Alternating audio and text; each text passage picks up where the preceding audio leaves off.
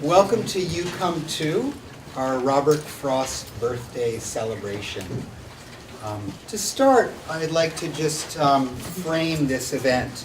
We've spent the last few weeks learning about Robert Frost, about his life, his work, his poetry, and also about poetry in general, sonnets in particular, and also about how we can be scholars of poetry and be in a community that includes poets, poetry, and scholarship. Can you hear me all the way in the back? We went on a field trip to Rauner Library, and the students moved through two arcs. And the first arc was looking at this line, "You come too." Where did that line come from? And they see it emerge in a poem. What's the name of the poem?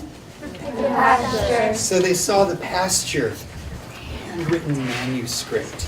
And then they saw that line becoming a refrain, that poem becoming an introduction to Robert Frost's work. And then they saw the poem turning into a book. They saw an introduction. They saw typed galleys, block prints, page proofs. So they could see this move from a line to a poem to a place in his body of work, and then this collection, this invitation to young readers. So that was one arc. The second arc was looking at another poem. What was the other poem that we looked at? Does anybody remember? What were we looking at? The Gift Outright. The Gift Outright. What about that? What do we know about that poem? What do you know about that poem, Saya? It was recited by Robert Frost at JFK's inauguration. So we saw this poem emerge in one of Frost's journals. He's writing on the topic of The history of the United States.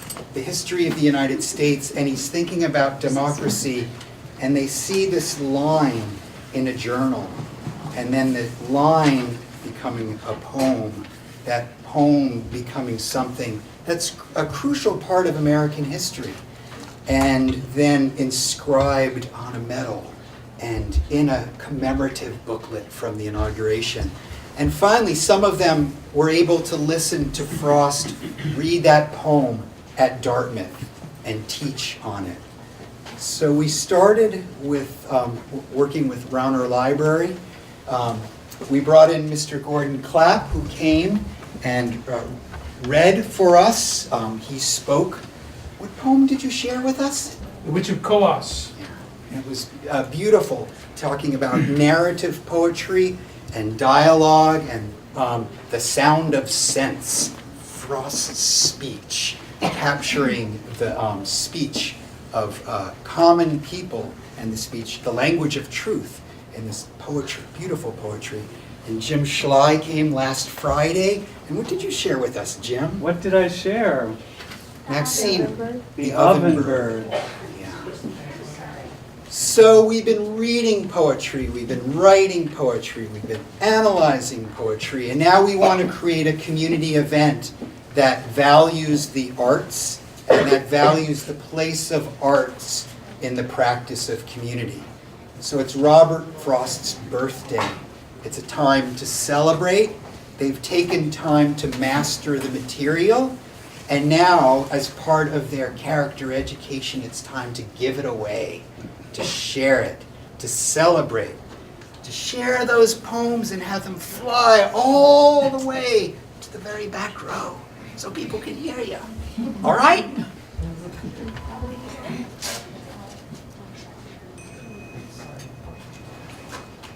Stanza form. 2 lines, what do you call it? Couplet. 3 lines? Tercet. 4 lines? Quatrain. 5 lines? Quintet. 6 lines? Sestet. 8 lines? Octave. If you take the sestet and the octave, you put the octave first, sestet after, how many lines do you have? 14. And it's a Sonnet. other parts of the sonnet. What are the other parts of the sonnet? Volta. The volta or the, Turn. what else? Iambic pentameter. Iambic pentameter. What's an iamb? Poetic foot. Poetic foot? Unstressed, stressed. Do you know any other poetic feat? Hands?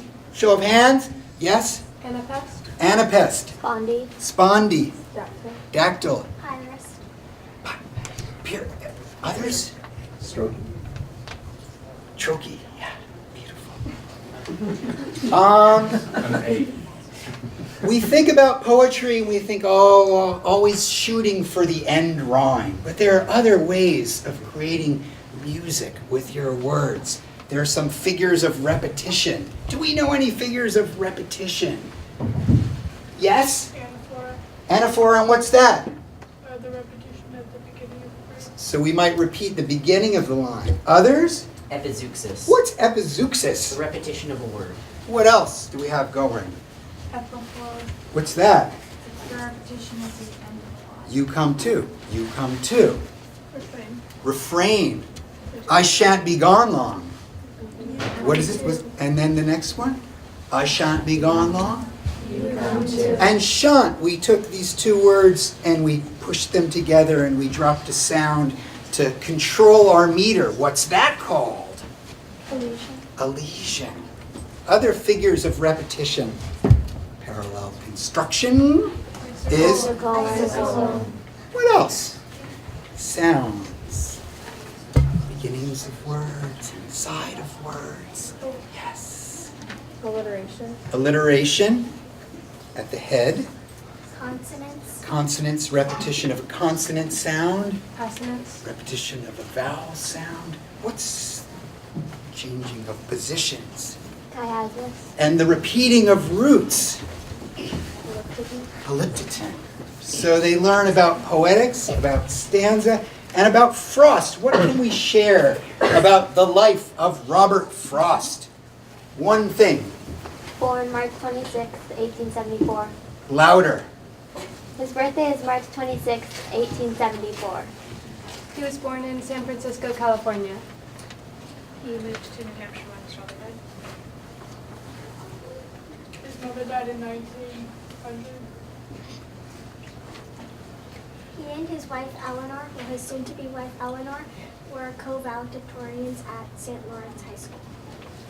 His wife, Eleanor, did not accept his first proposal. And he ran away. Where did he go when he was depressed? To The dismal swamps in Virginia. the dismal swamp. So we know about a little bit about his life, about his work. Do you remember the names of any of Robert Frost's books? You Come Too. North of Boston. The boy's will.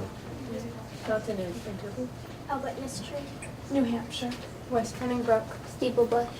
Can you remember any of the names of his poems? Does anyone know 5 names? Raise them up. 10 poems. 15. 20. 25. 30. 1, 2, 3. 35. 40. 45. 50. Let's hear a few. Nice and loud. Share a poem title. Money. Mending Wall. Augustus Town. A peck of gold. We've not taken. Acquainted with the night. Birches. A passing glimpse. The gift outright. Flower. Devotion. Stop. Stopping by one Saudi director. Designs. The master. Want to keep on going? Or is that enough? Rose family. Blueberries. A minor bird. Straight at my window. Time for recitation. We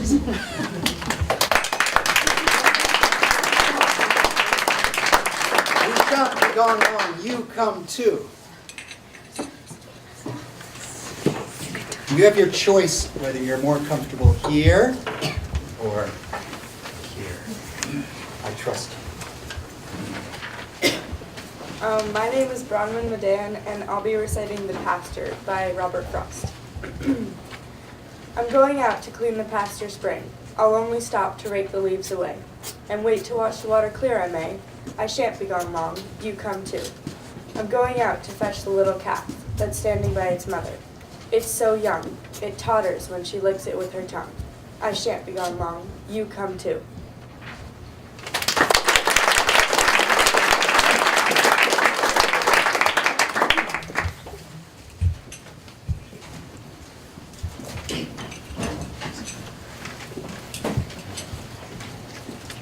I'm Derek Smith, and I'll be reciting Mending Wall by Robert Frost. Something there is that doesn't love a wall, that sends the frozen groundswell under it and spills the upper boulders in the sun, and makes gaps that even two can pass abreast. The work of hunters is another thing. I have come after them and made repair, where they have left not one stone on a stone, but they would have the rabbit out of hiding to please the yelping dogs. The gaps I mean, no one has seen them made or heard them made, but at spring mending time we find them there. I let my neighbor know beyond the hill, and at a day we meet to walk the line and set the wall between us once again.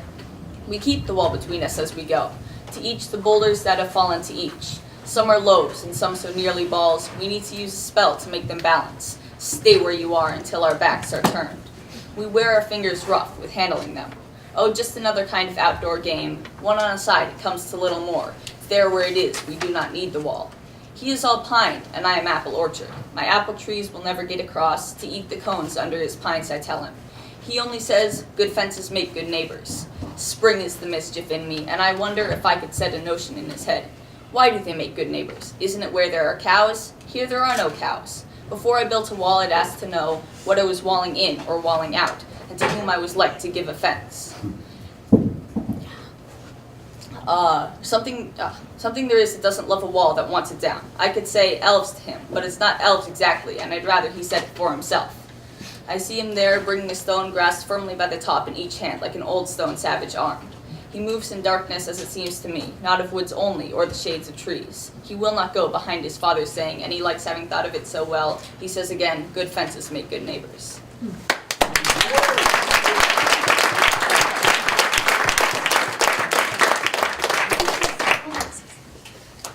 I'm Cece, and I'll be reciting Road Not Taken. Two roads diverged in a yellow wood, and sorry I could not travel both. And be one traveler long I stood, and looked down one as far as I could, to where it bent in the undergrowth. Then took the other as just as fair, and having perhaps a better claim, because it was grassy and wanted wear, though as for that the passing there had worn them really about the same. And both that morning equally lay, in leaves no steps had trodden black. Oh, I kept the first for another day, though knowing how way leads on to way, I doubted if I should ever come back. I shall be telling this with a sigh, somewhere, ages and ages hence. Two roads diverged in a wood, and I took the one less traveled by, and that has made all the difference.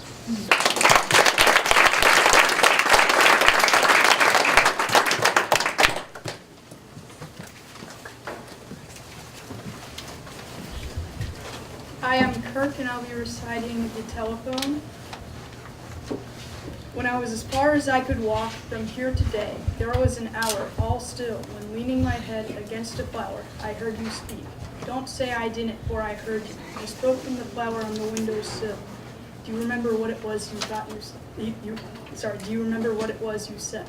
First tell me what it was you thought you heard. Having found the flower and driven the bee away, I leaned my head, and holding the stalk, I listened and I thought I caught the word. What was it? Did you call me by my name? Or did you say, come? I heard it as I bowed. I might have thought as much, but not out loud, and so I came.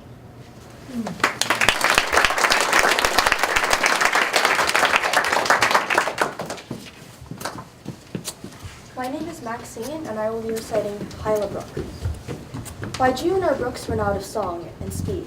Sought for much after that, it will be found, either to have gone groping underground, and taken with it all the Hyla breed, that shouted in the mist a month ago, like ghost of sleigh bells in a ghost of snow, or flourished and come up in jewel weed, weak foliage that is blown upon and bent, even against the way its waters went. Its bed is left a faded paper sheet, of dead leaves stuck together by the heat, a brook to none but who remember long. This, as it will be seen, is other far than with brooks taken otherwhere in song. We love the things we love for what they are.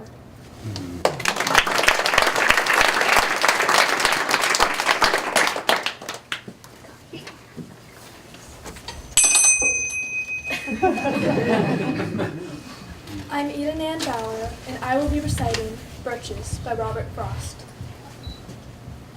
When I see birches bend to left and right, across the lines of straighter, darker trees, I like to think some boy's been swinging them, but swinging doesn't bend them down to stay, as ice storms do. Often you must see them, loaded with ice a sunny winter morning, after a rain. They click upon themselves as the breeze rises and turn many-colored as the stir cracks and crazes their enamel. Soon the sun's warmth makes them shed crystal shells, shattering and avalanching on the snow crust.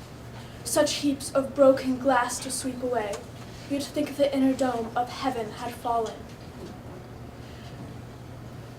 You'd think the inner dome of heaven had fallen. They are dragged to the withered bracken. They're dragged to the withered bracken by the load, and seem not to break, though whence they are bowed so low for long, they never right themselves. You may see their trunks arching in the woods, years afterwards, trailing their leaves in the ground like girls on hands and knees that throw their hair before them, over their heads, to dry in the sun. But I was going to say, when Truth broke in, with all her matter of fact about the ice storm, I should prefer to have some boy bend them, as he went out and in to fetch the cows.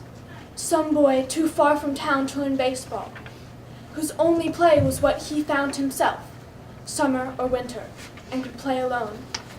One by one, he subdued his father's trees, by riding them over and over again, until he took the stiffness out of them. In not but one hung limp, not one was left for him to conquer. Then he struck out with his feet first, with a swish, kicking his way through the air to the ground. So was I once myself a swinger of birches, and so I dream of going back to be. It's when I'm weary of considerations, and life is too much like a pathless wood, where your face burns and tickles with the cobwebs broken across it, and one eye is weeping from a twig's having lashed across it open. I'd like to get away from earth a while, and then come back to it and begin over. May no fate willfully misunderstand me, and half grant my wish, and snatch me away not to return. Earth's the right place for love. I don't know where it's likely to go better. I'd like to go there by climbing a birch tree, and climb black branches up a snow-white trunk toward heaven, till the tree could bear no more, but dipped its top and set me down again. That would be good, both going and coming back. One could do worse than be a swinger of birches.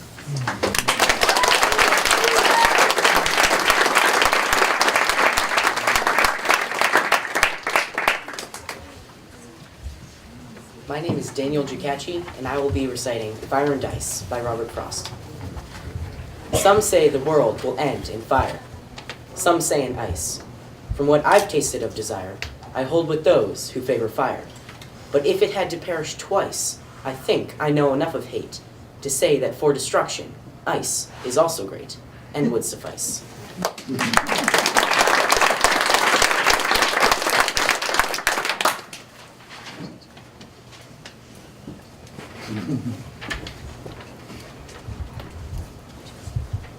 Buenas noches.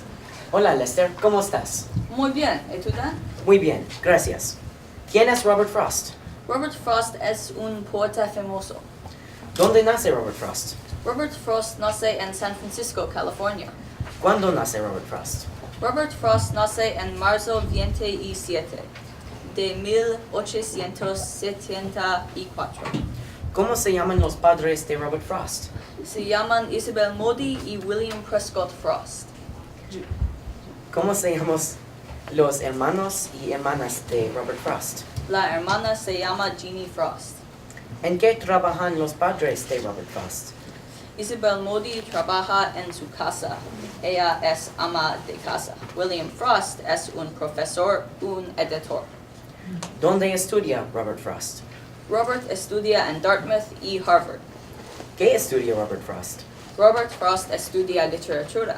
Lester, ¿cuál es el primer poema que escribe Robert Frost? El primer poema que escribe Robert Frost se llama The Butterfly. ¿A ti te gusta la poesía de Robert Frost? Sí, a mí me gusta la poesía de Robert Frost. ¿Por qué te gusta la poesía de Robert Frost? A mí me gusta porque es inspiradora. Muchas gracias.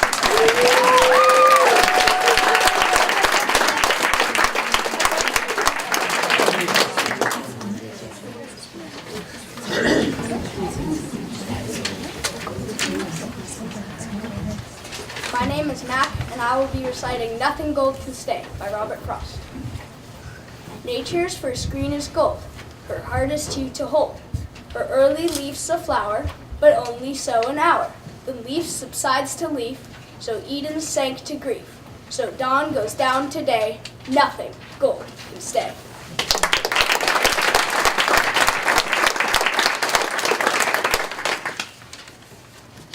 Hello, my name is Sophie, and I'm going to be performing a Dust of Snow, and I'm also going to perform it in Spanish right after. So,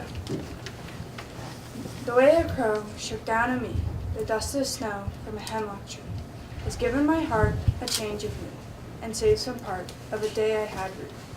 And then in Spanish. Buenas noches. Polvo de nieve por Robert Frost. La manera en que un cuervo dejó caer en mi frente polvo de nieve desde lo alto de un abeto trajo a mi corazón un ánimo distinto y un día perdido, un hijo salvo.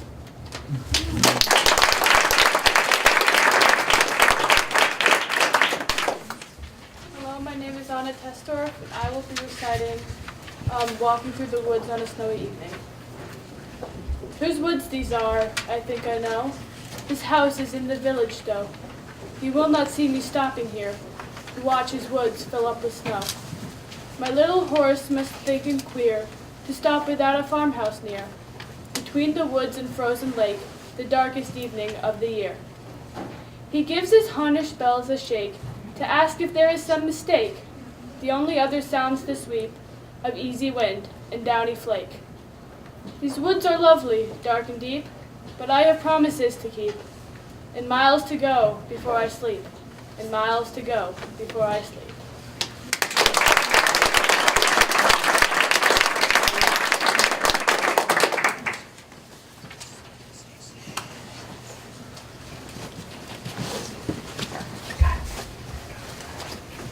My name is Matthew Adner, and I'm going to be reciting devotion.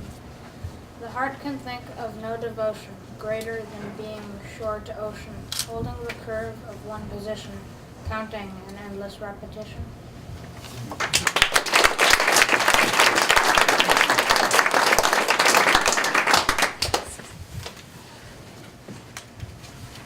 I'm Eleanor, and I will be reciting A Passing Glimpse.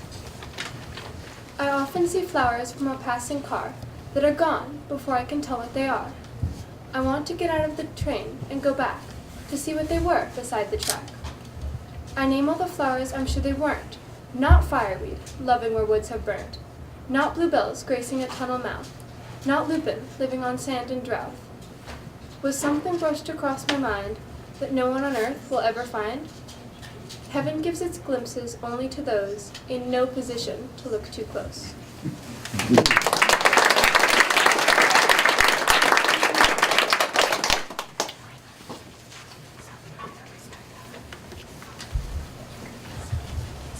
My name is Saya Patel, and I will be reciting Acquainted with the Night. I have been one acquainted with the night. I have walked out in rain and back in rain. I have outwalked the furthest city light. I have looked down the saddest city lane. I have passed by the watchman on his beat and dropped my eyes, unwilling to explain. I have stood still and stopped the sound of feet, when far away an interrupted cry came over houses from another street, but not to call me back or say goodbye. And further still, at an unearthly height, one luminary clock against the night proclaimed the time was neither wrong nor right. I have been one acquainted with the night.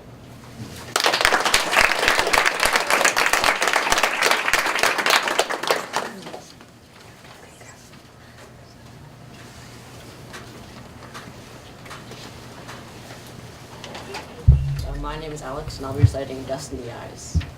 If, as they say, some dust thrown in my eyes will keep my talk from getting overwise, I am not the one for putting off the proof. Let it be overwhelming, off a roof, and round the corner, blizzard snow for dust, and blind me to a standstill, if it must.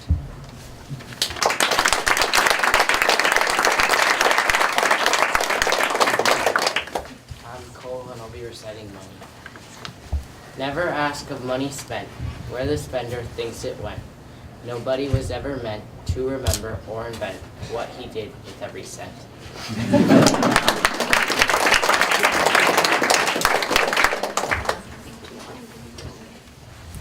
Tell that to my wife.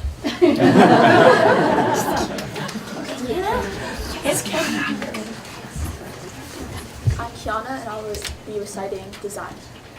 I found a dimpled spider, fat and white, on a white pillow, holding up a moth, like a white piece of rigid satin cloth. Sorted characters of death and blight, mixed ready to begin the morning rite. Like the ingredients of a witch's broth, a snowdrop spider, a flower like a froth, and dead wings carried like a paper kite. What had that flower to do with being white? The wayside blue and innocent heel hole, what brought the kindred spider to that height? And then steered the white moth thither in the night. What but darkness, design of darkness to appall, design governed in a thing so small.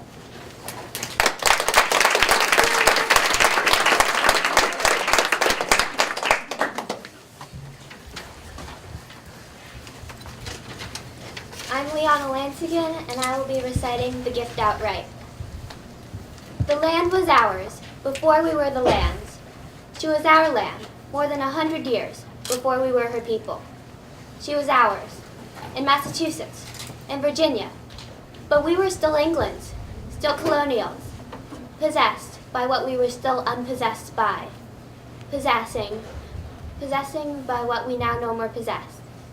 Something we were withholding made us weak, until we found that it was ourselves we were withholding from our land of living. And forthwith found salvation and surrender. Such as we were, we gave ourselves outright. The deed of gift was many deeds of war, to the land vaguely realizing westward, but still unstoried, artless, unenhanced, such as she was, such as she would become.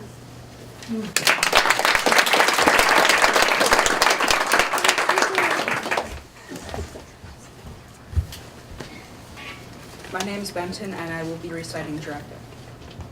Back out of all this now, too much for us. Back in a time made simple by the loss of detail, burned, dissolved, and broken off, like graveyard marble sculpture in the weather. There is a house that is no more house, upon a farm that is no more farm, and in a town that is no more town. The road there, if you let a guide direct you, who only has at heart you're getting lost, may seem as if it should have been a quarry. Great monolithic knees, the former town, long since gave up pretense of keeping covered. And there's a story in the book about it. Besides the wear of iron wagon wheels, the ledges show lines ruled southeast, northwest. This is a work of enormous glacier that braced his feet against the Arctic Pole. You must not mind a certain coolness from it, still said to haunt the side of Panther Mountain. Nor need you mind the serial ordeal of being watched from 40 cellar holes, as if by eye pairs out of 40 firkins. As for the woods excitement over you, that sends light rustle rushes to their leaves. Charge that to upstart inexperience. Where were they, oh, not 20 years ago? They think too much of having shaded out a few old, pecker-fretted apple trees. Make yourself up a cheering song of how someone's brought home from work this once was, who may be just ahead of you on foot, or creaking with a buggy load of grain. The height of adventures, the height of country. Two village cultures faded into each other. Both of them are lost. And if you are lost enough to find yourself by now, pull in your ladder road behind you and put up a sign, closed, to all but me. Then make yourself at home. The only field now left, no bigger than a harness gall. First there's the children's house of make-believe, some shattered dishes underneath the pine. The playthings in the playhouse of the children, weep for what little things could make them glad. Then for the house that is no more house, but only a lilac cellar hole, now slowly closing like a dent in dough. This was no playhouse, but a house in earnest, your destination and your destinies, the brook that was the water of the house. Cold as a spring, as yet so near its source, too lofty and original to rage. We know that the valley streams that when aroused will leave their tatters hung on barb and thorn. I've kept hidden inside the arched step of an old cedar at the waterside, a broken drinking goblet like the Grail, under a spell so the wrong ones can't find it, and can't get saved, as St. Mark says they mustn't. I stole the goblet from the children's playhouse. Here your waters and your watering place. Drink, and be whole again without confusion.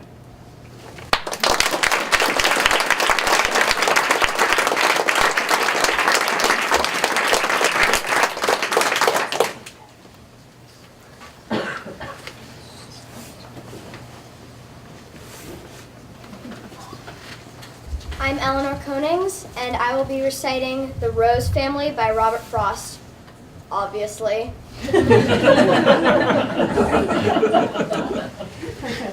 And then I will be presenting the same poem, but in Flemish. The rose is a rose, and was always a rose.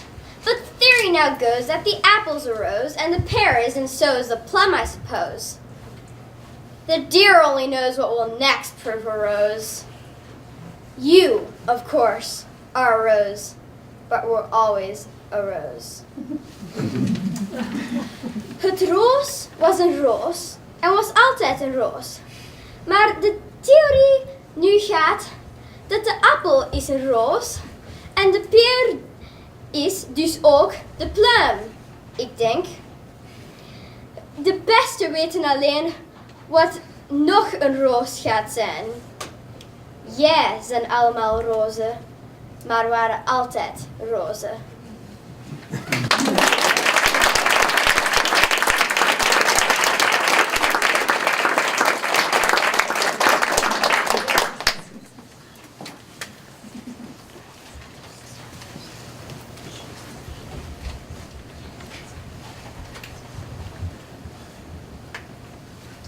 I'm Marian, and I will be saying Carpe Diem.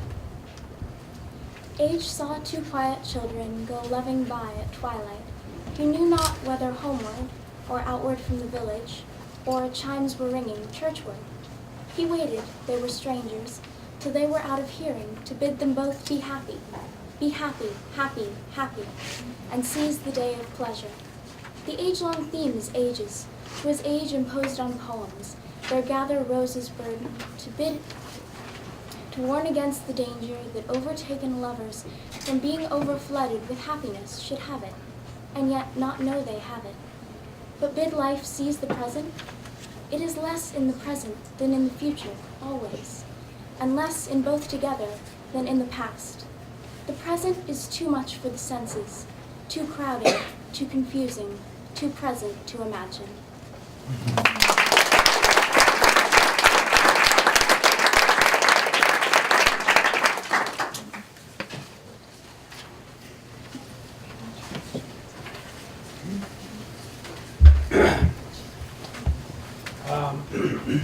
This is a sonnet, Robert Frost sonnet, called The Silken Tent.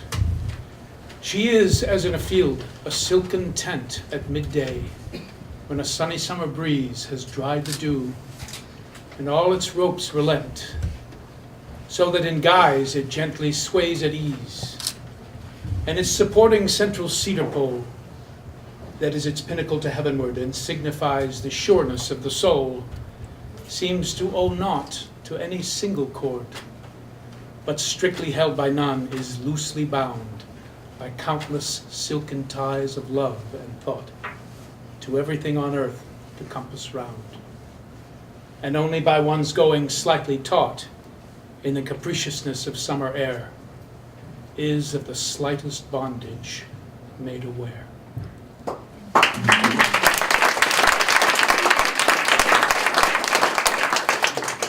I have to say that he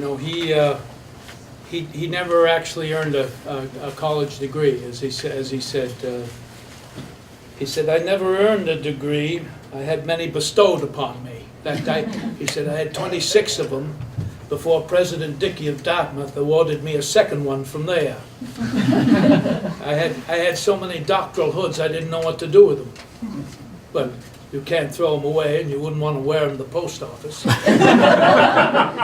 So I gave them to a collector friend of mine, and he turned them over to his 3 aunts, and they sewed them into a quilt. And President Dickey presented me with that quilt at a reception at his house in 1955. I told him, I hoped I'd be able to sleep that night under the weight of all that honor.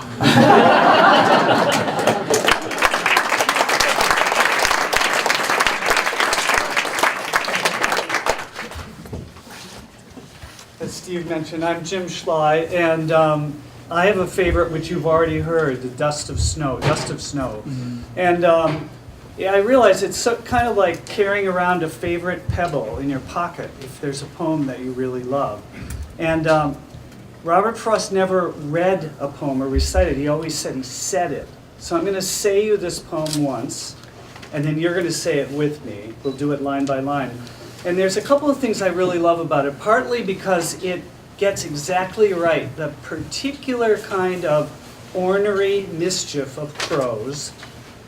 And secondly, the carpentry of it. It's 2 stanzas. There's 4 rhymes total, 2 in each. At the ends, there's rhymes all the way through inside. And then there's 1 sentence. And that's something special about Frost. He knew how to wrap around the sentence and play that off the line. So yes, it's in a, you could talk about it in a really technical way of saying it's in an iambic pentameter, which describes a certain way that the pulse works. But it also just sounds like a guy talking. And that's, again, a quality of Frost, that he had it both ways. He shared that with Shakespeare and Keats. It was a way that sounded like people talking. Dust of snow. The way a crow shook down on me, the dust of snow from a hemlock tree, has given my heart a change of mood and saved some part of a day I had rued. And the only unusual word is rude, which is kind of like anticipating regret. It's like regret you feel before you feel it. So now I'll do each line, but remember it's 1 sentence. We'll keep that going. And you say it back to me. The way a crow, shook down on me, the dust of snow, from a hemlock tree, has given my heart, a change of mood, and saved some part, of a day I had rued. Now you know it. I bet you do.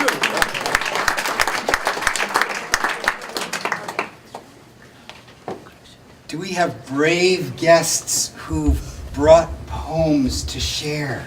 I don't have it memorized, but it's very short, and I would like to read it. Let me just get my phone out, because that's where it is. You can also borrow it. Oh, or can I just? I like this poem because it reminds me of my father. He read it out loud at my wedding. And he was always a big Robert Frost fan because he was actually at Amherst when Robert Frost taught there, and my father invited him to tea in his room, and he came. And ever since then, Robert Frost has been a big part of our family. So this is called Never Again Would Birdsong Be the Same. He would declare, and could himself believe, that the birds there in all the garden round, from having heard the day-long voice of Eve, had added to their own an oversound, her tone of meaning, but without the words. Admittedly, an eloquence so soft could only have had an influence on birds, when call or laughter carried it aloft. Be that as may be, she was in their song.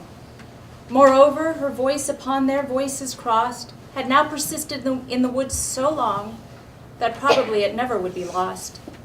Never again would birdsong be the same, and to do that to birds was why she came.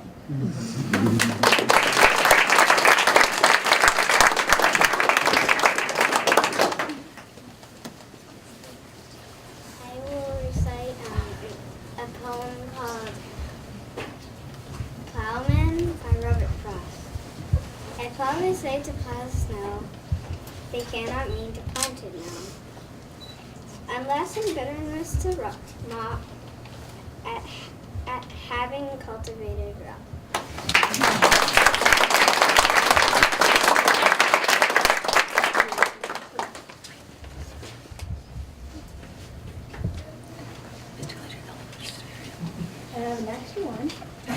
go into seconds and thirds with the group once we serve our guests a portion.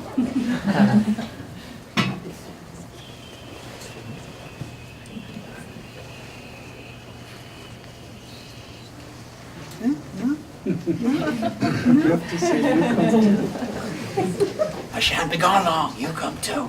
Do you have one? I don't, but toss me the book, I'll read something. I love to read. Thanks. I want to invite, while you look, Yeah, I'll look. students can take turns coming up for seconds and third helpings. Who would like to begin here?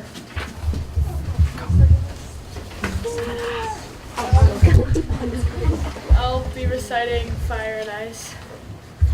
Some say the world will end in fire. Some say in ice. From what I've tasted of desire, I hold with those who favor fire. But if it had to perish twice, I think I know enough of hate to say that for destruction, ice is also great and would suffice.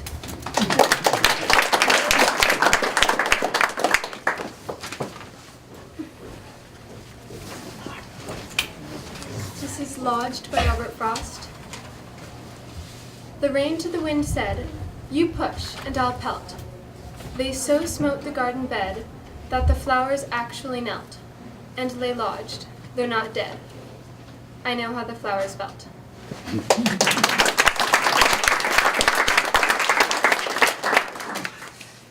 I'm going to recite the poem Neither Far Out Nor In Deep. The people along the sand all turn and look one way. They turn their back upon the land. They look at the sea all day. As long as it takes to pass, a ship keeps raising its hull. The wetter ground like glass reflects a standing gull. The land may vary more, but wherever the truth may be, the water comes ashore. The people look at the sea. They cannot look out far. They cannot look in deep. But when was that ever a bar to any watch they keep?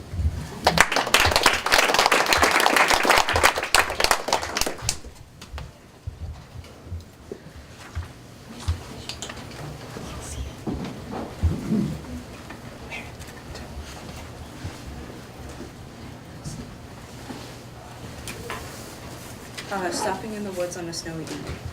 Whose woods these are, I think I know. His house is in the village, though, and he will not see me stopping here to watch his woods fill up with snow. My little horse must think it queer to stop without a farmhouse near, between the woods and frozen lake, on the darkest evening of the year. He gives his harness bells a shake to ask if there is sun mistake. The only other sounds the sweet of easy wind and downy flake.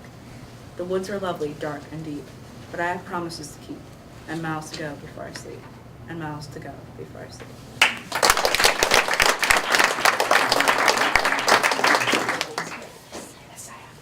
I'll be reciting Fireflies in the Garden. Here come real stars to fill the upper skies, and here on earth come emulating flies, that though they never really were stars in size, and they never were stars in heart, achieve at times a rather star-like start, although, of course, they can't sustain the part.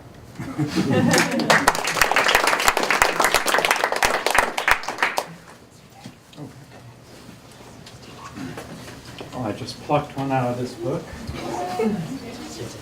I'm Peter Tenney, the history teacher of these people.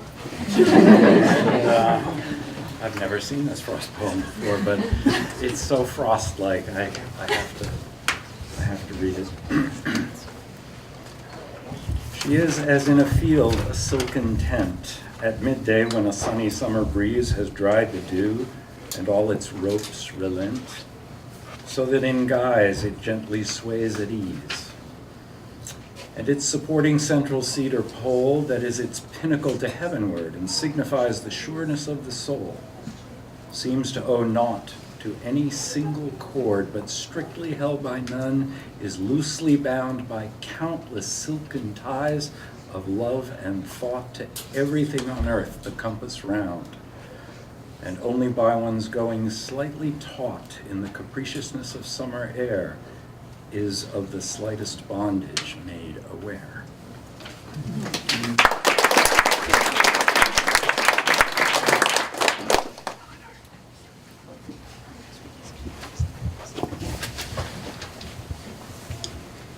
I'm Eleanor Konings. and I will be reciting the poem In a Disused Graveyard by Robert Frost, obviously. In a disused graveyard. The living come with grassy tread to read the gravestones on the hill. The graveyard draws living still, but never any more the dead. The verses in it say and say, to those who living come today, to read the stones and go away. Tomorrow dead will come to say. So sure of death the marbles rhyme, yet can't help marking all the time how no one dead will seem to come. What is it men are shrinking from? It would be easy to be clever and tell the stones men hate to die and have stopped dying now forever. I think they would believe the lie.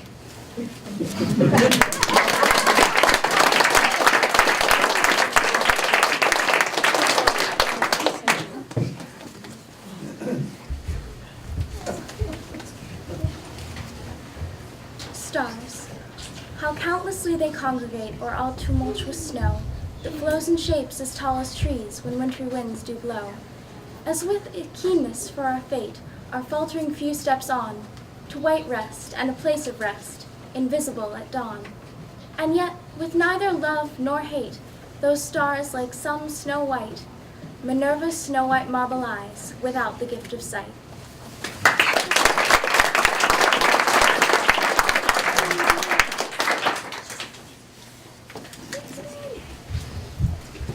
I'm going to recite Canis Major.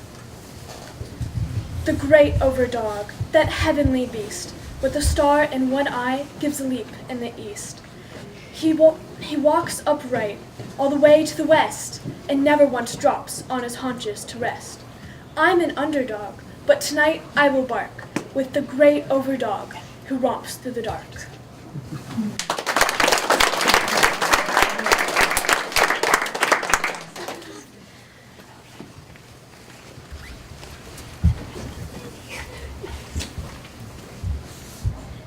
The Rose Family. The rose is a rose, and was always a rose, but the theory now goes that the apple's the rose, and the pear isn't so's, the plum I suppose. The deer only knows what will next prove a rose. You, of course, are a rose, but we're always a rose.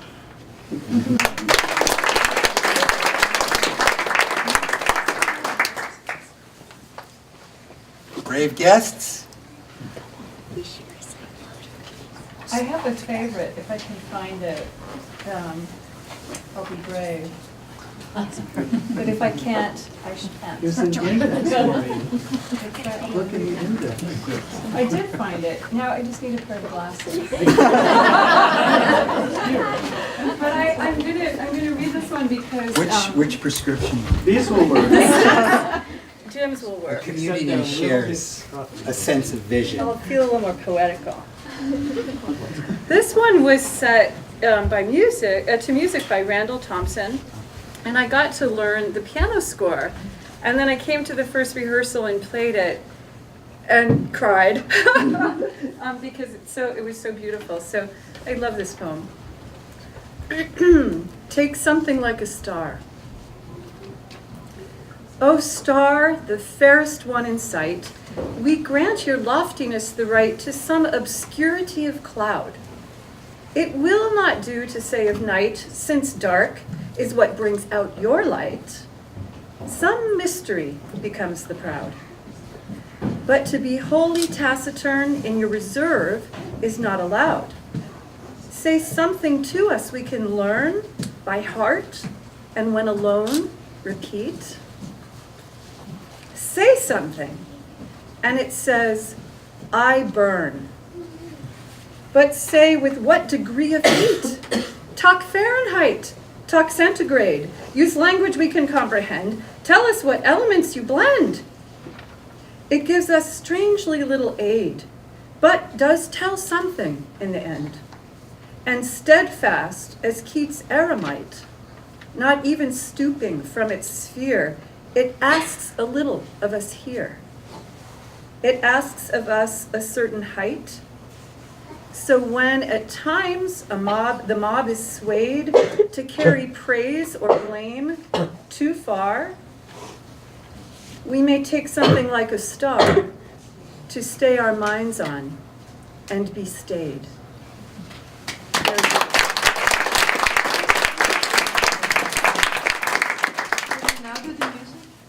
What's that?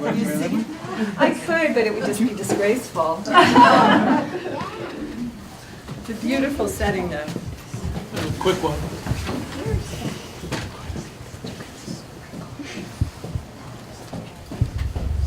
Forgive, O Lord, our little jokes on thee, and I'll forgive thy great big one on me.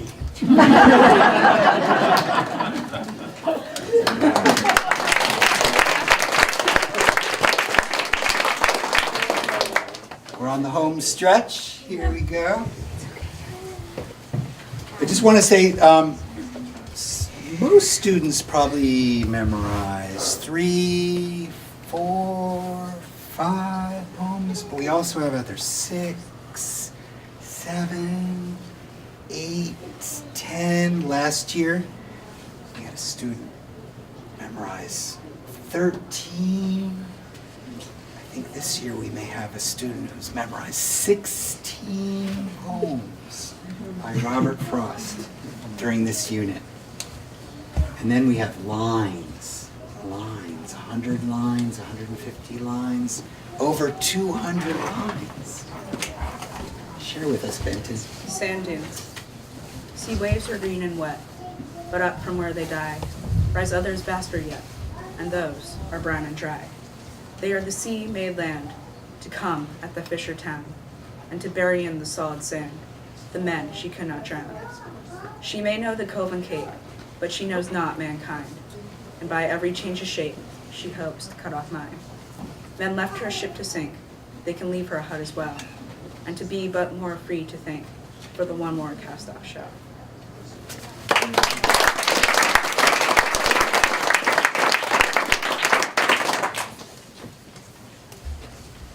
Ovenbird.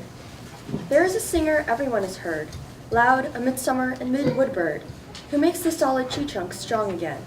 He says that leaves are old, and that for flowers, midsummer is to spring, as 1 to 10. He says the early petal fall is past, when pear and cherry blossom went down in showers, on sunny days a moment of overcast. And comes that other fall we name the fall. He says the highway dust is over all. The bird would cease and be as other birds, but that he knows in singing not to sing. The question that he frames in all but words is what to make of a diminished thing.